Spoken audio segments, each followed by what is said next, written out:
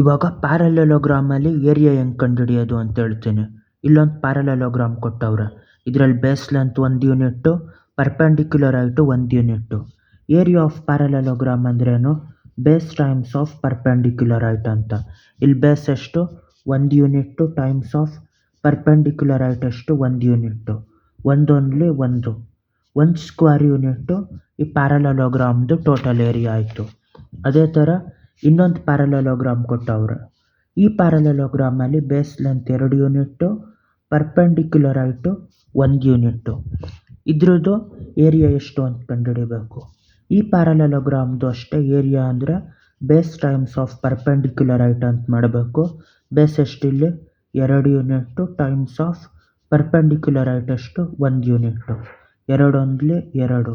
2 square ಯೂನಿಟ್ಗಳು ಈ ಪ್ಯಾರಲೆಲೋಗ್ರಾಮ್ದು area. ಅದೇ ಥರ ಇನ್ನೊಂದು ಪ್ಯಾರಲೆಲೋಗ್ರಾಮ್ ಕೊಟ್ಟಿರ್ತಾರೆ.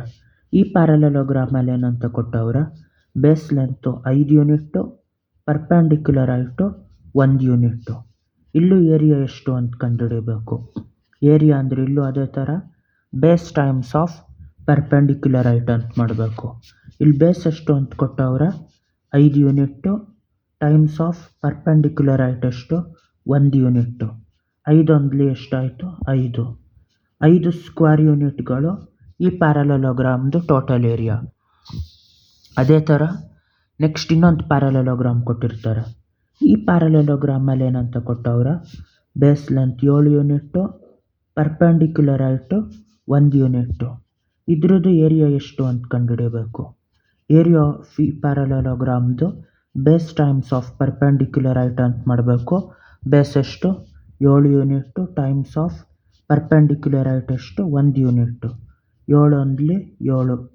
7 ಸ್ಕ್ವೇರ್ ಯೂನಿಟ್ಟು ಈ ಪ್ಯಾರಲೆಲೋಗ್ರಾಮ್ದು total area.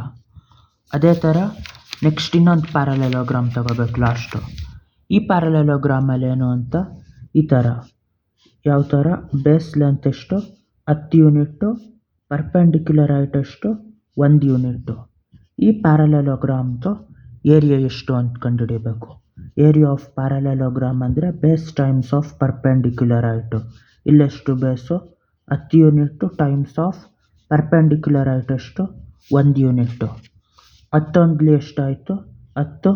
10 square unit total ಆಗಿ ಈ ಪ್ಯಾರಲೆಲೋಗ್ರಾಮ್ದು ಏರಿಯಾ. ಅದೇ ಥರ ನೆಕ್ಸ್ಟ್ ಇನ್ನೊಂದು ಪ್ಯಾರಲೆಲೋಗ್ರಾಮ್ ಕೊಟ್ಟಿರ್ತೀನಿ. ಇದ್ರದ್ದು ಏರಿಯಾ ಎಷ್ಟು ಅಂತ ಕಂಡುಹಿಡಿದ್ಬಿಟ್ಟು ಅದನ್ನು ಕಮೆಂಟ್ಸಲ್ಲಿ ಹೇಳಿ. Base length 11 unit, perpendicular height 1 unit. ಇದ್ರದ್ದು ಏರಿಯಾ ಎಷ್ಟು ಅಂತ ಕಂಡುಹಿಡಿಯಬೇಕು. ಇವಾಗ ಬಾಯ್.